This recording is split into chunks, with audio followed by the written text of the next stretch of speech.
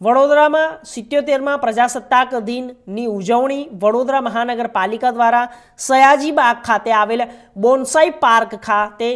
રાષ્ટ્રધ્વજ ફરકાવી કરવામાં આવી। સમગ્ર દેશમાં આજે પ્રજાસત્તાક દિનની ઉજવણીઓ કરવામાં આવી રહી છે। આ સાથે જ વડોદરા શહેરમાં પણ વડોદરાના પ્રથમ નાગરિક મેયર પિંકી સોનીના હસ્તે રાષ્ટ્રધ્વજ વંદનનો કાર્યક્રમ વડોદરા ખાતે યોજાયો। મહાનગરપાલિકા દ્વારા સયાજીબાગ ખાતે યોજવામાં આવ્યો હતો। કાર્યક્રમમાં પણ મ્યુનિસિપલ કમિશનર અરુણ મહેશ બાબુ, સ્થાયી સમિતિના અધ્યક્ષ ડોક્ટર શીતલ મિસ્ત્રી, ડેપ્યુટી મેયર ચિરાગ બારોટ સહિત કાઉન્સિલરો અને અધિકારીઓ ઉપસ્થિત રહ્યા અને દેશભક્તિના માહોલમાં આ કાર્યક્રમની ઉજવણી કરવામાં આવી હતી। દેશ અને જેનું સમગ્ર વિશ્વમાં જેના બંધારણને આધારસ્તંભ માનવામાં આવ્યો છે, ત્યારે આજે 77મો પ્રજાસત્તાક દિવસ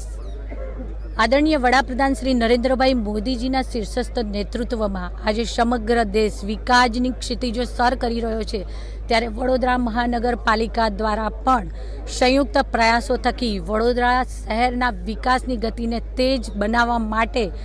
સૌ સાથે મળીને સંયુક્ત પ્રામાણિક પ્રયાસો થકી આજે આ ગતિને તેજ બનાવી શક્યા છે। પ્રતિવર્ષ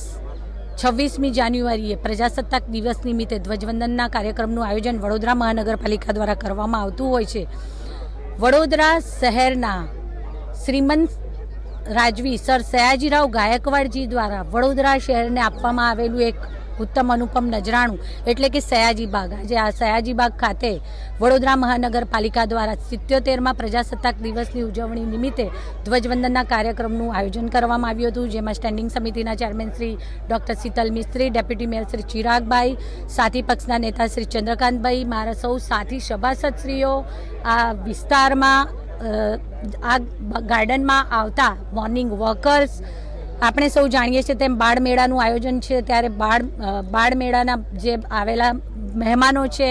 શિક્ષણ સમિતિના સભ્યશ્રીઓ, મારા સૌ સાથી સભાસદશ્રીઓ, નાગરિકો સૌએ સાથે મળી અને ઉત્સાહ, ઉમંગ અને ઉર્જાથી આજે ધ્વજવંદન કર્યું અને એકમેકને આજે પ્રજાસત્તાક દિવસ નિમિત્તે 77મા પ્રજાસત્તાક દિવસ નિમિત્તે શુભેચ્છાઓ।